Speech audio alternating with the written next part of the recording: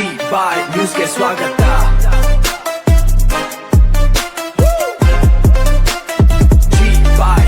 ನಮಸ್ಕಾರ.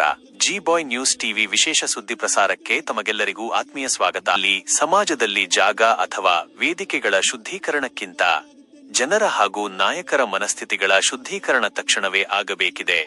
ಹೀಗಂತ ವಿಧಾನಸಭೆಯಲ್ಲಿ ಗರ್ಜಿಸಿದ್ದು ಹೊಸಕೋಟೆ ಕ್ಷೇತ್ರದ ಶಾಸಕರಾದ ಶರತ್ ಬಚ್ಚೆ. ವಿಧಾನಸೌಧದಲ್ಲಿ ಮಾತನಾಡಿದ ಶಾಸಕ ಶರತ್ ಬಚ್ಚೇಗೌಡ ಅವರು ಎಐಸಿಸಿ ಅಧ್ಯಕ್ಷರಾದ ಸನ್ಮಾನ್ಯ ಮಲ್ಲಿಕಾರ್ಜುನ ಖರ್ಗೆ ಅವರಿಗೆ ಉತ್ತರಾಖಂಡದಲ್ಲಿ ಎದುರಾದ ಅವಮಾನವನ್ನು ಅತ್ಯಂತ ತೀವ್ರವಾಗಿ ಖಂಡಿಸಿದ್ದಾರೆ. ಖರ್ಗೆ ಸಾಹೇಬರು ಮಾತ್ರವಲ್ಲದೆ ದೇಶದ ಅನೇಕ ದಲಿತ ನಾಯಕರು ಹಾಗೂ ಬಡವರು ಇಂದಿಗೂ ಇಂತಹ ತಾರತಮ್ಯಕ್ಕೆ ಒಳಗಾಗುತ್ತಿರುವುದು ಅತ್ಯಂತ ಚಿಂತಾಜನಕ ವಿಷಯ ಎಂದು ಅವರು ಕಳವಳ ವ್ಯಕ್ತಪಡಿಸಿದ್ದಾರೆ. ಸಮ್ಮೇಳನ ನಿರ್ಣಯದ ವಿಷಯ. ಆದ್ದರಿಂದ ಸಾಮಾಜಿಕ ಕ್ರಾಂತಿಯ ನಾಡಾದ ನಮ್ಮ ಕರ್ನಾಟಕದಿಂದ ಇಂತಹ ದೌರ್ಜನ್ಯ ಮತ್ತು ಮೌಢ್ಯಗಳನ್ನು ತೀವ್ರವಾಗಿ ಖಂಡಿಸಬೇಕಿದೆ. ಈ ನಿಟ್ಟಿನಲ್ಲಿ ವಿಧಾನಸಭೆಯಿಂದ ಸರ್ವಾನುಮತದ ನಿರ್ಣಯವನ್ನು ಪಾಸ್ ಮಾಡಿ ದೆಹಲಿಗೆ ಕಳುಹಿಸಬೇಕು ಎಂದು ಅವರು ಅಧಿವೇಶನದಲ್ಲಿ ಸಭಾಧ್ಯಕ್ಷರಲ್ಲಿ ಬಲವಾಗಿ ಒತ್ತಾಯಿಸಿದ್ದಾರೆ. ಬೆಂಗಳೂರಿನಿಂದ ಇದು ಈ ಕ್ಷಣದ ವಿಶೇಷ ವರದಿ. ನಿರಂತರ ಸುದ್ದಿಗಳು ಹಾಗೂ ಕ್ಷಣಕ್ಷಣದ ನವೀಕರಣಗಳಿಗಾಗಿ ನೋಡ್ತಾ ಇರಿ ಜಿ ಬಾಯ್ ನ್ಯೂಸ್ ಟಿವಿ. ನಮ್ಮ ಚಾನೆಲ್ ಅನ್ನು ತಪ್ಪದೇ ಸಬ್ಸ್ಕ್ರೈಬ್ ಮಾಡಿ, ನಮಗೆ ಸಪೋರ್ಟ್ ಮಾಡಿ. ಧನ್ಯವಾದಗಳು. ನಮಸ್ಕಾರ. ದೊಡ್ಡ ದೊಡ್ಡ ನಾಯಕರುಗಳಿಗೆ, ಮುಖಂಡರುಗಳಿಗೆ ನಾನಾ ರೀತಿಯಾದಂತ ಅವಮಾನಗಳಾಗಿದೆ. ಲೋಕಸಭೆಯ ಉದ್ಘಾಟನೆ ಆಗುತ್ತೆ, ನೂತನವಾದಂತಹ ಲೋಕಸಭೆ ಕಟ್ಟಡ. ಆ ಸಂದರ್ಭದಲ್ಲಿ ಈ ರಾಷ್ಟ್ರದ ಪ್ರಥಮ ಪ್ರಜೆ ರಾಷ್ಟ್ರಪತಿಗಳಾದಂತ ದ್ರೌಪದಿ ಮುರ್ಮು ಅವ್ರಿಗೆ ಒಂದು ಬದಿಗೆಟ್ಟು ಇವತ್ತು ಉದ್ಘಾಟನೆ ಆಗುತ್ತೆ. ಈ ರೀತಿಯಾದಂತ ಅಗೌರವ ಇವತ್ತು ದಲಿತರ ಮೇಲೆ ದೊಡ್ಡ ದೊಡ್ಡ ಸ್ಥಾನಗಳಲ್ಲಿ, ಉನ್ನತ ಸ್ಥಾನಗಳಲ್ಲಿರ್ತಕ್ಕಂಥ ಈ ರೀತಿಯಾದಂತ ಅವಮಾನಗಳು ನಡ್ಕೊಂತ ಬರ್ತಾ ಇದೆ ಸಭಾಧ್ಯಕ್ಷರು. ಅದೇ ರೀತಿಯಲ್ಲಿ ರಾಮ್ ಕೋವಿಂದ್ ಅವರು ದೇವಸ್ಥಾನಕ್ಕೆ ಹೋದಂತ ಸಂದರ್ಭದಲ್ಲಿ ಆ ದೇವಸ್ಥಾನದ ಶುದ್ಧೀಕರಣ ಪ್ರಕರಣ ಕೂಡ ಆಗುತ್ತೆ ಸಭಾಧ್ಯಕ್ಷರೇ. ಇವತ್ತು ಮಲ್ಲಿಕಾರ್ಜುನ ಖರ್ಗೆ ಸಾಹೇಬರು ಒಂದು ವೇದಿಕೆಯಲ್ಲಿ ನಿಂತು ಭಾಷಣ ಮಾಡಿದ್ದಕ್ಕೆ ಆ ಜಾಗ ಅಶುದ್ಧಿಯಾಗಿದೆ. ಆ ಜಾಗದ ಶುದ್ಧೀಕರಣ ಮಾಡಬೇಕು ಅಂದ್ರೆ ನಿಜವಾಗ್ಲೂ ಕೂಡ ನಾವೆಲ್ಲ ಆತ್ಮಾವಲೋಕನ ಮಾಡ್ಕೋಬೇಕು. ಜಾಗದ ಶುದ್ಧೀಕರಣ ಆಗ್ಬೇಕಾಗಿದೆಯಾ, ನಮ್ಮ ಮನಸ್ಥಿತಿಗಳ ಶುದ್ಧೀಕರಣ ಆಗ್ಬೇಕಾಗಿದೆ ಅಂತೇಳಿ ನಾವು ಯೋಚನೆ ಮಾಡಬೇಕಾಗಿದೆ ಸಭಾಧ್ಯಕ್ಷರೇ. ವಿರೋಧ ಪಕ್ಷದವ್ರು ನಾನು ಮತ್ತೆ ಮನವಿ ಮಾಡ್ತೀನಿ, ಗಂಭೀರವಾದಂತಹ ವಿಷಯ ಚರ್ಚೆ ಆಗ್ತಾ ಇದೆ, ದಯವಿಟ್ಟು ಜೊತೆಗೆ ಚರ್ಚೆ ಮಾಡಿ ಅಂತೇಳಿ.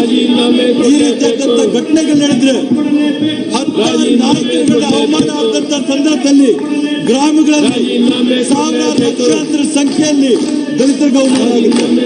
ರಿಪೋರ್ಟ್ ಆಗಿರ್ತಕ್ಕಂಥದ್ದು ಸಾವಿರಾರು ಸಂಖ್ಯೆ, ಅನ್ರಿಪೋರ್ಟೆಡ್ ಸಂಖ್ಯೆ ಇರ್ಬೋದು ಸಭಾಧ್ಯಕ್ಷರೇ. ಇವತ್ತು ರಾಜ್ಯದ ದೊಡ್ಡ ನಾಯಕರು, ಎಐಸಿಸಿ ಅಧ್ಯಕ್ಷ ಇವತ್ತು ಜಾಗಕ್ಕೆ ಹೋಗುತ್ತೆ, ಅವ್ರ ಸ್ಪರ್ಶದಿಂದ ಆ ಜಾಗ ಅಶುದ್ಧಿ ಆಗುತ್ತೆ ಅಂತಂದ್ರೆ ಯೋಚನೆ ಮಾಡಿ. ಊರಲ್ಲಿರ್ತಕ್ಕಂಥ ಬಡ ಕುಟುಂಬದವರು, ದಲಿತರು, ರೈತರು, ಕಾರ್ಮಿಕರು ಅವ್ರು ಯಾವ ರೀತಿಯಾಗಿ ಬರಕ್ಕೆ ಸಾಧ್ಯ? ಗ್ರಾಮಗಳಲ್ಲಿ ನೀವು ಈ ರೀತಿಯಾಗಿ ದೊಡ್ಡವ್ರಿಗಾದಂತ ಅಗೌರವನ ಸಹಿಸಿಕೊಂಡಿದ್ರೆ ಬಿಜೆಪಿ ಅವರ ಸಾಮಾನ್ಯವಾದಂತ ಸ್ಟೇಟ್ಮೆಂಟ್ ಕೊಟ್ಟು distance our self from this ಅಂತಂದ್ರೆ ಇದು ಸಾಲದು ಸಭಾಧ್ಯಕ್ಷರೇ. ಇದರ ವಿರುದ್ಧವಾಗಿ ತೀವ್ರವಾದಂತ ಕ್ರಮ, ಕಠಿಣವಾದಂತ ಕ್ರಮ ಆಗ್ಬೇಕಾಗಿದೆ ಸಭಾಧ್ಯಕ್ಷರೇ. ನನಗೆ ಯಾರೋ ಒಬ್ರು ಒಂದು ಕತೆ ಹೇಳಿದ್ರು, ಯುಪಿ ಬಿಹಾರದಲ್ಲಿ ನಡೆಯುವಂತ ಘಟನೆಗಳ ಬಗ್ಗೆ ನನಗೆ ವಿವರ ಹೇಳಿದ್ರು. ಆ ವಿವರನ ಕೇಳಿ, ದಲಿತರಿಗಾದಂತ ದೌರ್ಜನ್ಯನ ಕೇಳಿ, ಬಹುಶಃ ನಾನು ಈ ಕಥೆನ ಮತ್ತೊಮ್ಮೆ ಯಾರಿಗೂ ಹೇಳಬಾರ್ದು ಅಂತ, ಈ ಘಟನೆನ ಯಾರಿಗೂ ನಾನು ನಿರೂಪಿಸಬಾರ್ದು ಅಂತ ನಾನು ತೀರ್ಮಾನ ಮಾಡಿಕೊಂಡಿದ್ದೆ ಸಭಾಧ್ಯಕ್ಷರೇ. ಆದ್ರೆ ಮೊನ್ನೆ ಆಗಿರ್ತಕ್ಕಂಥ ಘಟನೆ ಆಧಾರದ ಮೇಲೆ ಈ ಒಂದು ನಡೆಯುವಂತ ಕೃತ್ಯಗಳನ್ನ ತಿಳಿಸಬೇಕಾಗುತ್ತೆ ಸಭಾಧ್ಯಕ್ಷರೇ. ಬಿಹಾರದಲ್ಲಿ, ಯುಪಿಯಲ್ಲಿ ಬಹುತೇಕ ದಲಿತ ಕುಟುಂಬಗಳಿರ್ತಕ್ಕಂಥ ಗ್ರಾಮಗಳಲ್ಲಿ ಏನಾದ್ರೂ ವಯಸ್ಸಿಗೆ ಬಂದಂತ ಹೆಣ್ಮಗು ಆಗಿರ್ಬೋದು, ಅಪ್ರಾಪ್ತ ಹೆಣ್ಮಗು ಆಗಿರ್ಬೋದು, ಮನೆಯಿಂದ ಕಾಣಿಯಾದ್ರೆ ಒಂದೇ ದಿನ ಅವ್ರ ತಂದೆ ತಾಯಿಗಳು ಪೊಲೀಸ್ ಸ್ಟೇಷನ್ ಕಂಪ್ಲೇಂಟ್ ಕೊಡಕ್ ಹೋಗಲ್ವಂತೆ. ಮೂರನೇ ದಿನ ಏನಾದ್ರೂ ಹೆಣ್ಮಗು ವಾಪಸ್ ಬಂದಿಲ್ಲ ಅಂತಂದ್ರೆ ಮೂರನೇ ದಿನ ತಂದೆ ತಾಯಿಗಳು ಕಂಪ್ಲೇಂಟ್ ಕೊಡಕ್ ಪೊಲೀಸ್ ಸ್ಟೇಷನ್ ಹೋಗ್ತಾರೆ. ಎಲ್ಲೋ ನಮ್ಮ ಹೆಣ್ಮಗು ಕೈಗೆ ಸಿಗ್ತಾ ಇಲ್ಲ, ತೀರ್ಕೊಂಡ್ಬಿಟ್ಟಿರ್ಬೇಕು, ಸತ್ತೋಗಿರ್ಬೇಕು, ಕೊಂದಾಕಿರ್ಬೇಕು ಅನ್ನೋ ಆತಂಕದಿಂದ 3 ದಿನ ಆದ ನಂತರ ಅವ್ರು ಪೊಲೀಸ್ ಸ್ಟೇಷನ್ಗೆ ಹೋಗ್ತಾರೆ. ನಾನು ತಂದೆ ತಾಯಿಗಳು ಕೇಳಿದೆ, ಮೊದಲನೇ ದಿನ 2ನೇ ದಿನ ನೀವು ಯಾಕೆ ಪೊಲೀಸ್ ಸ್ಟೇಷನ್ಗೆ ಹೋಗಲ್ಲ ಅಂತೇಳಿ. ಅವ್ರು ಕೊಟ್ಟಂತ ಉತ್ತರ ಏನಂತಂದ್ರೆ, ಸ್ವಾಮಿ ನಮ್ಗೆ ಸರ್ವೇ ಸಾಮಾನ್ಯ ಆಗೋಗಿದೆ, ಈ ದೌರ್ಜನ್ಯ, ದಬ್ಬಾಳಿಕೆ, ಬಲಾತ್ಕಾರ ನಮಗೆ ಸರ್ವೇ ಸಾಮಾನ್ಯ ಆಗೋಗಿದೆ, 2 ದಿನ ಆದ ನಂತರ ಜೀವಂತವಾಗಿ ನಮ್ಮ ಮಕ್ಕಳು ನಮ್ಗೆ ವಾಪಸ್ ಬಂದ್ರೆ ಸಾಕು, ಏನಾದ್ರೂ ಆಗಿರ್ಲಿ ಬದುಕ್ ಬಂದ್ರೆ ಸಾಕು ಅನ್ನಂತ ಒಂದು ಹಂಗಿಂದ 2 ದಿನ ನಾವು ಪೊಲೀಸ್ ಸ್ಟೇಷನ್ಗೆ ಹೋಗಲ್ಲ. 3ನೇ ದಿನ ಅವ್ರು ಬದುಕಿದಾರ ಇಲ್ಲ ಅನ್ನಂತ ಒಂದು ಇಂದಿನಿಂದ ಕಾಳಜಿಯಿಂದ ನಾವು ಸ್ಟೇಷನ್ಗೆ ಹೋಗಲ್ಲ ಅಂತೇಳಿ ಈ ರೀತಿಯಾದಂತ ವಾತಾವರಣ, ಈ ರೀತಿಯಾದಂತ ಪರಿಸ್ಥಿತಿಯಲ್ಲಿ ನಾವು ಬದುಕ್ತಾ ಇರ್ಬೇಕಾದ್ರೆ ಸಭಾಧ್ಯಕ್ಷರೇ, ರಾಷ್ಟ್ರ ಮಟ್ಟದ ನಾಯಕರ ಮೇಲೆ ಈ ರೀತಿಯಾದಂತ ಅಗೌರವಗಳಾದಾಗ ಈ ಕೃತ್ಯಗಳನ್ನ ಮಾಡಂತವರ ರೆಕ್ಕೆಗಳಿಗೆ ನೀರಾಕ್ತಂಗಾಗಲ್ವಾ? ಅವ್ರಿಗಿನ್ನ ಧೈರ್ಯ ಕೊಟ್ಟಂಗಾಗಲ್ವಾ? ಮುನ್ನುಗ್ಗಿ ಅಂತ ಹೇಳ್ದಂಗಾಗಲ್ವಾ? ಸಭಾಧ್ಯಕ್ಷರೇ, ಯಾವತ್ತೂ ಈ ಮನಸ್ಥಿತಿಗಳಿಗೆ ನಾವು ಕಡಿವಾಣ ಹಾಕ್ತೀವಿ. ಹಲ್ದ್ವಾನಿಯಲ್ಲಿ ನಡೆಯತಕ್ಕಂಥ ಘಟನೆ ಮನಸ್ಥಿತಿಗಳನ್ನು ಪ್ರತಿಬಿಂಬಿಸ್ತದೆ. ಸಭಾಧ್ಯಕ್ಷರೇ, ಆ ಮನಸ್ಥಿತಿಗಳನ್ನ ಬದಲಾವಣೆ ಮಾಡುವಂತ ಕೆಲಸನ ನಾವು ಮಾಡಬೇಕಾಗಿರಲೇಬೇಕು. ಸಭಾಧ್ಯಕ್ಷರೇ, ಕರ್ನಾಟಕ ರಾಜ್ಯದಲ್ಲಿ ಹೆಮ್ಮೆ ಇದೆ. ಪಂಪರ ನಾಡು ಕರ್ನಾಟಕ, ಬಸವಣ್ಣನ ನಾಡು ಕರ್ನಾಟಕ, ನಮ್ಮ ಕನಕದಾಸರ ನಾಡು ಕರ್ನಾಟಕ, ಸರ್ವಜ್ಞನ ನಾಡು ಕರ್ನಾಟಕ. ಪ್ರತಿಯೊಂದು ಹಂತದಲ್ಲಿ ಕೂಡ ಈ ಕರ್ನಾಟಕ ರಾಜ್ಯ ಒಂದು ಶತಮಾನದಿಂದ 1000 ವರ್ಷಗಳಿಂದ ಇವತ್ತು ಈ ರೀತಿಯಾದಂತ ಮೌಢ್ಯಗಳ ವಿರುದ್ಧವಾಗಿ, ಅಸಮಾನತೆಯ ವಿರುದ್ಧವಾಗಿ, ಸಮಾಜದಲ್ಲಿರ್ತಕ್ಕಂಥ ಒಡಕು ತೊಡಕುಗಳ ವಿರುದ್ಧವಾಗಿ ಹೋರಾಟ ಮಾಡ್ಕೊಂಡು ಬಂದಿರತಕ್ಕಂಥ ಈ ನಮ್ಮ ಕರ್ನಾಟಕ ರಾಜ್ಯ ಈ ದೇಶಕ್ಕೆ ಮಾದರಿಯಾಗಿದೆ. ಸಭಾಧ್ಯಕ್ಷರೇ, ಅಂತ ಮಾದರಿಯಾಗಿರ್ತಕ್ಕಂಥ ರಾಜ್ಯದ ನಾಯಕರ ಮೇಲೆ ಈ ರೀತಿಯಾದಂತ ಅಗೌರವ ಆದಾಗ ಈ ಎಲ್ಲ ನಮ್ಮ ಸಭೆ ಸರ್ವಾನುಮತದಿಂದ ಪಕ್ಷಾತೀತವಾಗಿ ಈ ಒಂದು ಘಟನೆನ ಖಂಡಿಸಬೇಕು. ಸಭಾಧ್ಯಕ್ಷರೇ, ಬರೀ ಖಂಡಿಸಂತದ್ದಲ್ಲ, ಈ ಕೃತ್ಯನ ಮಾಡಿದಂತವರ ವಿರುದ್ಧವಾಗಿ ಗಂಭೀರವಾದಂತ ಕ್ರಮನ ತಗೋಬೇಕು.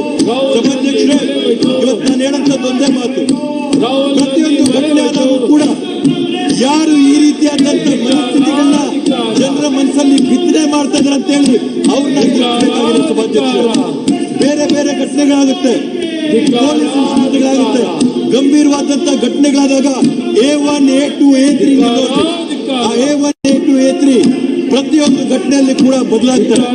ಆದ್ರೆ ಅದೇ ನೀವು A6, A7, A8 ನೋಡ್ರಿ, ಅವರೇ ಹಿಂದೆ ನಿಂತು ಸಮಾಜದಲ್ಲಿ ಕಿಡಿನ ಹಚ್ಚಿ, ಬೆಂಕಿನ ಹಚ್ಚಿ ಸಮಾಜನ ಉಳಿಸಂತ ಪ್ರಯತ್ನ ಏನ್ ಮಾಡ್ತಾರೆ, ಆ ಮನಸ್ಥಿತಿಗಳಿರ್ತಕ್ಕಂಥ ಜನರನ್ನ ಗುರುತಿಸಿ ಅವ್ರಿಗೆ ಶಿಕ್ಷೆ ಆಗಂತ ಕೆಲಸ ಆಗ್ಬೇಕು. ಸಭಾಧ್ಯಕ್ಷರೇ, ಬರೀ ಬಾಯಿ ಮಾತಲ್ಲಿ ಹೇಳಿದ್ರೆ ಸಾಲದು. ಸಭಾಧ್ಯಕ್ಷರೇ, ಈ ಘಟನೆ ಆದಂತ ಸಂದರ್ಭದಲ್ಲಿ ನಾವು ನೋಡಿದೀವಿ, ಮೇಲ್ಮನೆಯ ವಿರೋಧ ಪಕ್ಷದ ನಾಯಕರು ಯಾರು ಅಂತಂದ್ರೆ ಶಾಡೋ ಪ್ರೈಮ್ ಮಿನಿಸ್ಟರ್ ಅಂತ ಹೇಳ್ತಾರೆ.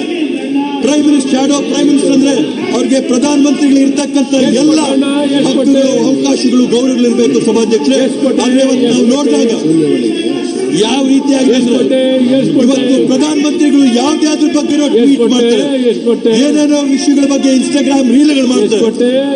ಸಿನಿಮಾ ತಾರೆಗಳ ಮದುವೆ ಆದಂತ ಸಂದರ್ಭಗಳಲ್ಲಿ ಅವ್ರಿಗೆಲ್ಲರಿಗೂ ಕೂಡ ಕಂಗ್ರಾಚುಲೇಟ್ ಮಾಡ್ತಾರೆ. ಸಭಾಧ್ಯಕ್ಷರೇ, ಇದೆಲ್ಲ ನಡೆದಾಗೂ ಕೂಡ ಇವತ್ತು ಅವ್ರಿಗೆ ಫೋನ್ ಮಾಡಿ ಹೊರಗಡೆ ಬಂದು ಮಲ್ಲಿಕಾರ್ಜುನ ಖರ್ಗೆ ಸಾಹೇಬರ ಪರವಾಗಿ ನಿಂತು ಸಮಾಜದಲ್ಲಿ ಆಡ್ತಾ ಇರ್ತಕ್ಕಂಥ ಈ ಮೌಢ್ಯದ ವಿರುದ್ಧವಾಗಿ, ಈ ಅಸಮಾನತೆಯ ವಿರುದ್ಧವಾಗಿ, ಈ ತಾರತಮ್ಯಗಳ ವಿರುದ್ಧವಾಗಿ ಒಂದ್ ಮಾತು ಕೂಡ ಆಡೋದಂತಂದ್ರೆ ಪ್ರಧಾನಮಂತ್ರಿಗಳ ಮನಸ್ಥಿತಿನ ನಾವು ತಿಳ್ಕೋಬಹುದು. ಸಭಾಧ್ಯಕ್ಷರೇ, ಹೇಳೋಕ್ಕೋಸ್ಕರ ನಾವು ಸಬ್ಕಾ ಸಾಥ್ ಸಬ್ಕಾ ವಿಕಾಸ್, ಇಲ್ಲಿ ಎಲ್ಲರನ್ನೂ ಕೂಡ ಹಿಂದೆ ಬಿಟ್ಟು ಯಾರ ಹತ್ರ ಕಾಸಿದೆಯೋ ಅವರೊಬ್ಬರ ವಿಕಾಸ ಆಗ್ತದೆ ಬಿಟ್ಟರೆ ಈ ದೇಶದಲ್ಲಿ ದಲಿತರ, ಬಡವರ ವಿಕಾಸಕ್ಕೆ ಯಾರು ಕೂಡ ನಿಂತಿಲ್ಲ ಈ ಸಂದರ್ಭದಲ್ಲಿ ಅಂತ ನಾನು ಹೇಳಕ್ಕೆ ಬಯಸ್ತೀನಿ. ಸಭಾಧ್ಯಕ್ಷರೇ, ಆದ್ರಿಂದ ತಮ್ಮಲ್ಲಿ ನಾನು ಆಗ್ರಹ ಮಾಡೋದು, ತಮ್ಮಲ್ಲಿ ನಾವು ಮನವಿ ಮಾಡೋದು, ಈ ಕರ್ನಾಟಕ ರಾಜ್ಯದ ವಿಧಾನಸಭೆಯಿಂದ ನಾವೆಲ್ಲರೂ ಕೂಡ ಒಂದು ರೆಸಲ್ಯೂಷನ್ ಪಾಸ್ ಮಾಡಿ ದೆಹಲಿಗೆ ಅದನ್ನ ಕಳಿಸಬೇಕಾಗಿದೆ. ಕರ್ನಾಟಕ ರಾಜ್ಯ ಒಂದು ಮಾದರಿ ರಾಜ್ಯ, ದಲಿತರ ಪರ ಇರ್ತಕ್ಕಂಥ ರಾಜ್ಯ, ತಾರತಮ್ಯದ ವಿರುದ್ಧ ಹೋರಾಡುವಂತ ರಾಜ್ಯ, ಮನುಸ್ಮೃತಿನ ವಿರೋಧ ಮಾಡಿದಂತ ಒಂದು ರಾಜ್ಯ ಅಂತೇಳಿ ನಾವು ಒಂದು ಸಂದೇಶನ ಸ್ಪಷ್ಟವಾಗಿ ಕಳಿಸಬೇಕು ಅಂತ ತಮ್ಮಲ್ಲಿ ಮನವಿ ಮಾಡ್ತಾ ಇದ್ದೀನಿ. ಸಭಾಧ್ಯಕ್ಷರೇ, ಶ್ರೀನಿವಾಸ್